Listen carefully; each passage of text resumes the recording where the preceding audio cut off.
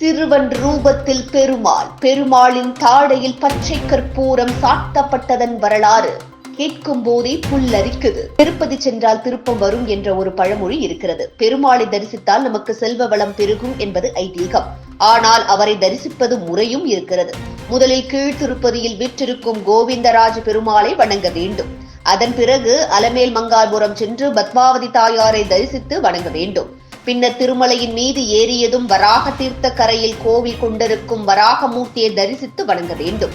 அதற்கு பிறகுதான் மலையப்பன் என்று சொல்லப்படும் ஏழுமலை வாசனை கோவிந்தனை திருவேங்கடனை தரிசித்து வணங்க வேண்டும். இந்த வழிமுறையானது ராமானுஜர் காலத்தில் அவரால் தொடங்கப்பட்டு அதன் பிறகு வந்த அனைத்து ஆச்சாரியார்களும் கடைபிடித்து வந்த சம்பிரதாயமாகும். திருப்பதி பெருமாளின் தாடையில் பச்சை கற்பூரம் சாத்தப்பட்டிருப்பதை நீங்கள் பார்த்திருப்பீர்கள். அது ஏன் தெரியுமா? அதற்கு பின்னால் இருக்கும் சுவாரஸ்யமான புராணத்தை பற்றி தற்பொழுது தெரிந்து கொள்ளலாம். ஸ்ரீ ராமானுஜரின் சீடர் ஆனந்தாழ்வார். இவர் பெருமாளின் பக்தர் ஆவார்.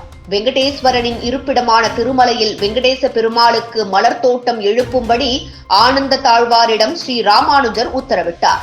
அதன்படி ஆனந்தாழ்வார் தனது கர்ப்பிணி மனைவியுடன் திருமலைக்கு சென்றார். பின் திருப்பதியில் தங்கி பெருமாளுக்கு தோட்டம் ஒன்று அமைத்தும் முடித்தார். மேலும் மழை காலத்தில் மழை நீரை சேமித்தால் தோட்டத்திற்கு உதவியாக இருக்கும் என்று எண்ணிய அவர் தனது கர்ப்பிணி மனைவியுடன் அங்கே குளத்தை வெட்டினார். ஆனந்தாழ்வார் சிரமத்தை எண்ணிய பெருமாள் சிறுவனின் உருவத்தில் வந்த ஆனந்தாழ்வாருக்கு உதவ முன்வந்தார். ஆனால் ஆழ்வார் பெருமாளுக்கு மட்டும்தான் சேவை செய்ய வேண்டும், தனது பணியை யாரும் செய்யக்கூடாது என்ற எண்ணத்தில் சிறுவனின் உதவியை மறுத்துவிட்டார். ஆனால் சிறுவனின் உருவத்தில் இருந்த பெருமாள் ஆனந்தாழ்வாருக்கு தெரியாமல் அவரது கர்ப்பி மனைவிக்கு உதவி செய்து வந்திருந்தார். இதை கண்ட ஆனந்தாழ்வார் கோபமடைந்து சிறுவனின் கன்னத்தில் ஓங்கி அறைந்தார். இதனால் சிறுவனின் தாடையில் இருந்து ரத்தம் வந்தது. பின் சிறுவன் அங்கிருந்து ஓடிவிட்டார்.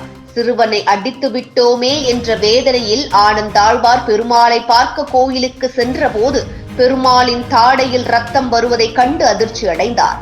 தனக்கு உதவ முன் வந்தது பெருமாள் தான் என அறிந்து கொண்டார். பிறகு தான் செய்த தவறுக்கு மன்னிப்பு கேட்டு பச்சை கற்பூரத்தை கொண்டு பெருமாளின் தாடையில் வடியும் ரத்தத்தை நிறுத்தினார். உடனே ரத்தம் நின்றுவிட்டது. பெருமாள் ஆனந்தாழ்வாரை மன்னித்து விட்டார். இந்த நிகழ்வை நினைவு கூறும் வகையில்தான் திருப்பதி பெருமாளின் தாடையில் பச்சை கற்பூரம் சாற்றப்படுகிறது. மேலும் திருப்பதிக்கு நீங்கள் சென்றால் ஆனந்தாழ்வார் பயன்படுத்திய கடப்பாரை பிரதான வாயிலின் வலது புறத்தில் வைக்கப்பட்டுள்ளது. அதுபோல ஆனந்தாழ்வார் தோன்றிய குளம் ஆனந்தாழ்வார் குளம் என்ற பெயரில் உள்ளது.